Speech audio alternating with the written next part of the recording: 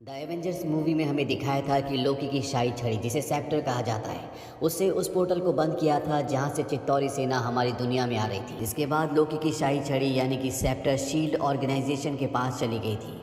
Captain America winter soldier के mid credit scene में हमें दिखाया जाता है कि हाइड्रा ऑर्गेनाइजेशन की लैब में स्टकर नाम का एक आदमी है जिसके पास लोकी की शाही छड़ी है, जिसकी मदद से वो दो आम इंसानों को सुपर सोल्जर बनाता है। एक के अंदर बहुत स्पीड होती है और दूसरे के अंदर किसी के भी माइंड को कंट्रोल करने की पावर। स्टकर को लोकी की छड़ी इसलिए मिलती है क्योंकि शील्ड ऑर्गेनाइजेशन में हाइड्रा ऑर्गेनाइजेशन के बहुत सारे ऐसे एजेंट्स थे जो कि बहुत बड़े बड़े ओहदों पर थे और वही इसे स्टकर को देते।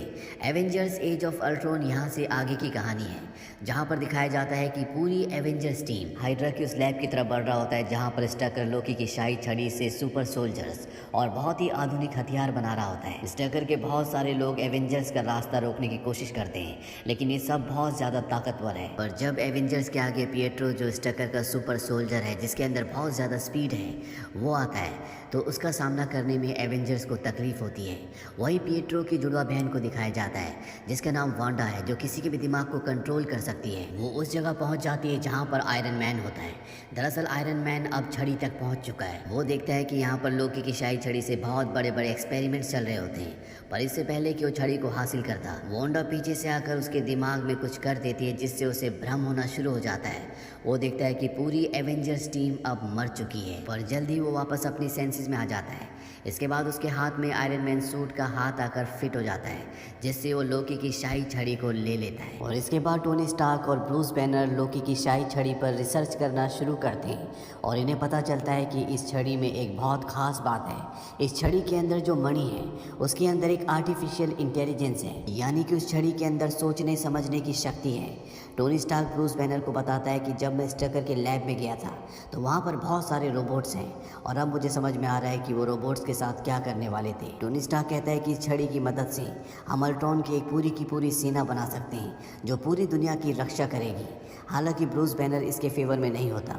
वो कहता है कि हमें पूरी एवेंजर्स की टीम से पूछना होगा। टोनी स्टार्क कहता है कि अगर हम उनसे पूछेंगे तो वो कभी भी हमारा साथ नहीं देंगे। एक बार हम काम खत्म कर लें इसके बाद हम उन्हें बता देंगे। और अब ये दोनों के दोनों इस पर काम करना शुरू कर देते हैं, पर पूरा कंप्यूटराइज दिमाग बनाने के बाद भी ये उसकी सेटिंग अच्छे से नहीं कर पाते। जारविस जो कि टोनी स्टार्क का आर्टिफिशियल इंटेलिजेंस है वो इन दोनों को कहता है कि तुम्हें पार्टी में जाना है, तब तक मैं इस पर काम करता हूँ। टोनी स्टार्क और ब्रूस बैनर दोनों पार्टी में चले जाते हैं जहाँ पर सभी एवेंजर्स होते हैं। यहाँ पर सभी थॉर का हथौड़ा उठाने की कोशिश करते हैं लेकिन कोई भी नहीं उठा पाता। थॉर कहता है इसे वही उठा सकता है जो इसके लायक है। वहीं टोनी स्टार्क की लैब में दिखाया जाता है जहां जारविस उस कंप्यूटराइज दिमाग को पूरी तरह से एक्टिव कर देता है जिस काम को ब्रूस बैनर और टोनी स्टार्क छोड़ कर गए थे। जारविस टोनी स्टार्क को कॉल करके बताना चाहता है कि लोकी की शाही छड़ी से जो आपने कंप्यूटराइज दिमाग बनाया था वो अब एक्टिव हो चुका है, लेकिन वो दिमाग जारविस को ऐसा नहीं करने देता और उसे पूरी तरह से डैमेज कर देता है। इसके बाद वो टोनी स्टार्क की लैब से अपने लिए एक रोबोटिक बॉडी बनाता है और उस जगह पहुंच जाता है जहां पर सभी एवेंजर्स होते हैं। एवेंजर्स उसे देखकर पूरी तरह से हैरान हो जाते हैं। वो बताता है कि मैं वो दिमाग हूँ जो टोनी स्टार्क ने बनाया था और अब मैं अपने मिशन पर हूँ। उससे पूछा जाता है कैसा मिशन। वो बताता है पीस इन आवर टाइम, यानी हमारे वक्त में शांति। दरअसल टोनी स्टार्क की वो दो बातें जो उसने उस वक्त कही थी जब वो इस अल्ट्रॉन के दिमाग को बना रहा था, अल्ट्रॉन ने बहुत ही गलत तरीके से एक्सेप्ट कर ली होती है। पहली बार टोनी स्टार्क ने ये कही थी कि मैं इस पूरी दुनिया के लिए एक सुरक्षा कवच बनाना चाहता हूँ और अल्ट्रॉन के दिमाग ने देख लिया था कि सारे एवेंजर्स पूरी दुनिया में तबाही कर रहे हैं। हालांकि उनका मकसद दुनिया को बचाना ही होता है, लेकिन अल्ट्रॉन का दिमाग ये नहीं समझ पाता।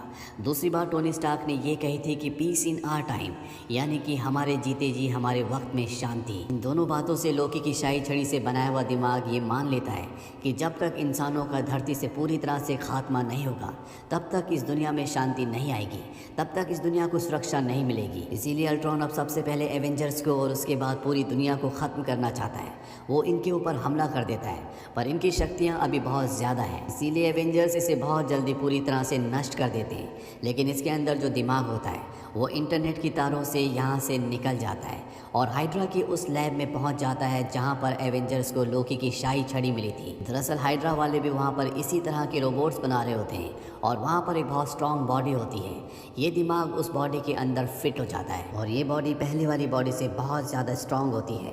अब इसके पास पिएट्रो और वांडा, वो जुड़वा भाई बहन जिन्हें हाइड्रा ने सुपर सोल्जर्स बनाया है, ये दोनों टोनी स्टार्क को किसी भी तरह से ख़त्म करना चाहते हैं, क्योंकि जब ये 10 साल के थे तो इनके घर पर एक मिसाइल आकर गिरी थी। उस मिसाइल पर लिखा था स्टार्क कंपनी, और उस मिसाइल के फटने से ये दोनों तो बच गए, पर इनका परिवार खत्म हो गया। इसीलिए टोनी स्टार्क से किसी भी तरह से बदला लेना चाहते हैं। अल्ट्रॉन ने स्टकर को मार दिया होता है, इसीलिए अब ये दोनों के दोनों अल्ट्रॉन के साथ काम करने के लिए तैयार हो जाते हैं। वहीं एवेंजर्स को दिखाया जाता है जो सब के सब टोनी स्टार्क पर बहुत ज़्यादा गुस्सा होते हैं, क्योंकि उसने पूरा काम उन्हें बिना बताए किया था। टोनी स्टार्क कहता है कि हमें ऐसी फ़ौज की ज़रूरत है जो दुनिया को सुरक्षा दे सके, क्योंकि हम इंसानों से तो लड़ सकते हैं लेकिन उन ताकतों से नहीं जो दूसरी दुनिया से हमारी दुनिया पर हमला करती हैं, जैसे चित्तौरी सेना। थॉर को यहाँ पर गुस्सा आता है और वो टोनी स्टार्क को गर्दन से पकड़कर ऊपर उठा देता है। वो कहता है कि लोकी की शाही छड़ी एक बार फिर से हमसे छीन गई। अब इन्हें पता चलता है कि अल्ट्रॉन जोहान्सबर्ग गया है। टोनी स्टार्क कहता है कि वो वहाँ पर वाइब्रेनियम की धातु लेने गया है। वाइब्रेनियम वही धातु है जिससे कैप्टन अमेरिका की शील्ड बनी है। ये धरती पर सबसे बेशकीमती और सबसे मजबूत धातु है। ये सारे के सारे उस जगह पहुँच जाते हैं जहाँ पर अल्ट्रॉन वाइब्रेनियम का सौदा कर रहा होता है। एवेंजर्स उसके ऊपर हमला कर देते हैं, पर यहाँ पर उसके दो साथी पिएट्रो और वांडा, ये दोनों भी एवेंजर्स से मुकाबला करते हैं। वांडा अपनी शक्ति से सबके दिमाग को भ्रमित कर देती है, जिससे सबको अलग अलग ख्याल आना शुरू हो जाते हैं। साथ ही उसने ब्रूस बैनर को हल्क बना दिया होता है और उसके दिमाग में ये डाल दिया होता है कि एवेंजर्स उसके दुश्मन हैं। इसीलिए टोनी स्टार्क को अल्ट्रॉन को छोड़कर हल्क को रोकने के लिए जाना पड़ता है। टोनी स्टार्क हमेशा से जानता था कि ऐसा दिन कभी ना कभी ज़रूर आएगा, इसीलिए उसने एक खास आयरन मैन सूट बनाया होता है जिसका नाम होता है एंटी हल्क आर्मर। उसे पहनकर टोनी स्टार्क बहुत विशाल हो जाता है।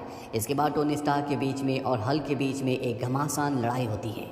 पूरी दुनिया इस लड़ाई को देखती है और एवेंजर्स जो अभी तक सबके रक्षक थे, सबके दिमाग में ये आ जाता है कि एवेंजर्स हमेशा दुनिया में तबाही लाते हैं। वहीं दूसरी तरफ अल्ट्रॉन को दिखाया जाता है जो वाइब्रेनियम धातु की मदद से एक ऐसा इंसानी शरीर बना रहा होता है जिसका कोई भी मुकाबला नहीं है। ये शरीर बहुत शक्तिशाली है। वो इसके अंदर लोकी की शाही छड़ी से मणि निकाल कर भी डाल देता है और अब उसका जितना भी प्रोग्राम है वो सब का सब इस शरीर के अंदर डाल देगा ताकि उससे स्ट्रांग इस दुनिया में कोई भी ना हो। और अब अल्ट्रॉन अपना दिमाग उस बॉडी में जो वाइब्रेनियम से बनी है, जिसके अंदर मणि भी है, उसमें अपलोड करना शुरू करता है। और जब वो ऐसा करता है तो वांडा उसके दिमाग को पढ़ लेती है। वो देखती है कि अल्ट्रॉन इस पूरी दुनिया को ख़त्म करना चाहता है। उसे अल्ट्रॉन के इस इरादे का पता नहीं था। वो अल्ट्रॉन का साथ सिर्फ इसलिए दे रही थी क्योंकि वो एवेंजर्स को ख़त्म करना चाहता था। अब इससे पहले कि अल्ट्रॉन का पूरा दिमाग उस बॉडी में अपलोड होता, उसे पता चल जाता है कि एवेंजर्स उसी की तरफ आ रहे हैं। इसीलिए उसे अपलोडिंग को रोक कर वहाँ से बॉडी लेकर निकलना पड़ता है। पर कैप्टन अमेरिका उस गाड़ी पर हमला कर देता है जिसमें अल्ट्रॉन और वो बॉडी है जिसमें वो अपना दिमाग ट्रांसफ़र करना चाहता है। अल्ट्रॉन और कैप्टन अमेरिका लड़ते लड़ते एक ट्रेन में पहुँच जाते हैं जहाँ पर वांडा और उसका भाई पिएट्रो भी कैप्टन अमेरिका का साथ देते हैं। इसीलिए अल्ट्रॉन को वहाँ से जाना पड़ता है। वहीं उस गाड़ी में जिसमें अल्ट्रॉन की वो नई बॉडी है जिसमें वो अपना दिमाग अपलोड करना चाहता है, उसके रोबोट्स उसे हवा में उड़ाकर ले जाते हैं।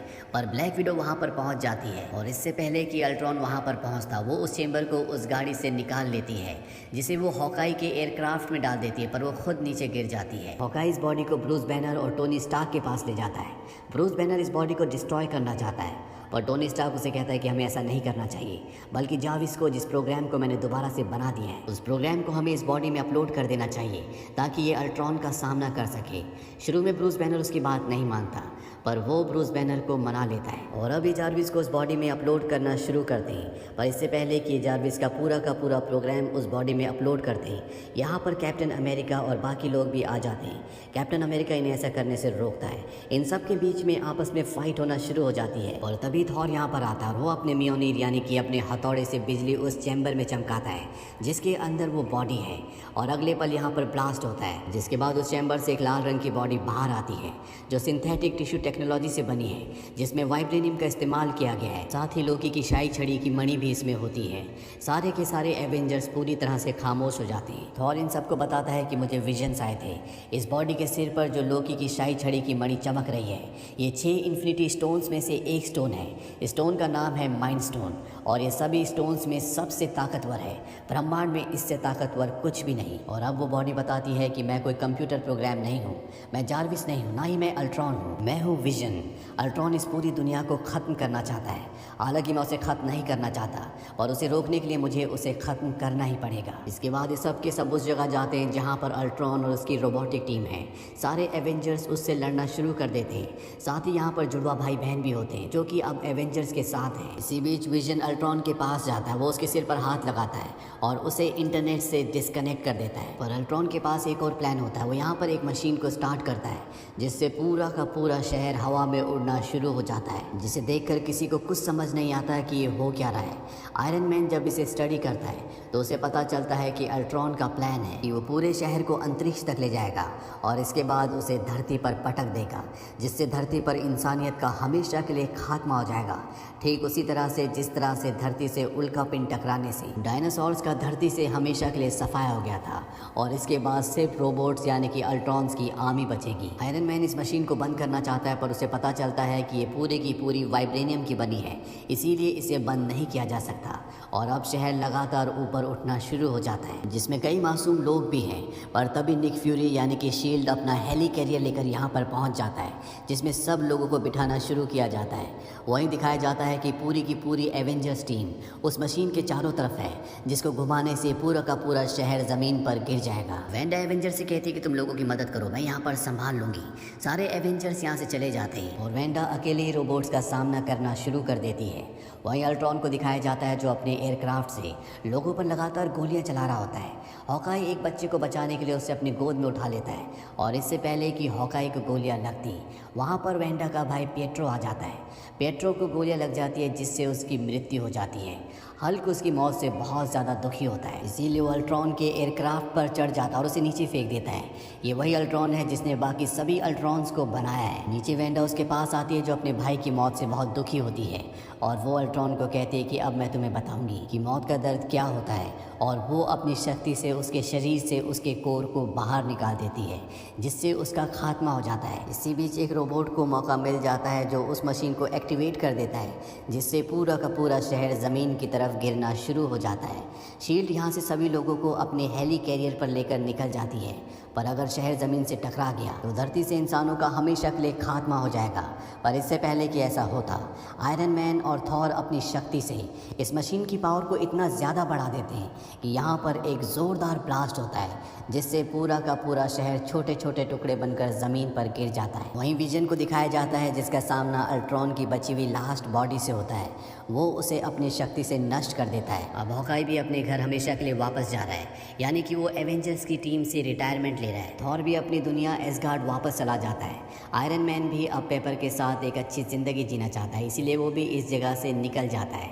यहाँ पर बसते हैं कैप्टन अमेरिका और ब्लैक विडो जो एवेंजर्स की नई टीम के लिए वेंडा, विजन, फैल्कन और आयरन मैन के दोस्त कर्नल जेम्स रोड्स को ट्रेनिंग देंगे ताकि इनकी टीम अब और भी मजबूत हो सके। लेकिन एक सुपर हीरो अभी भी इनकी टीम से गायब होता है और वो होता है हल्क।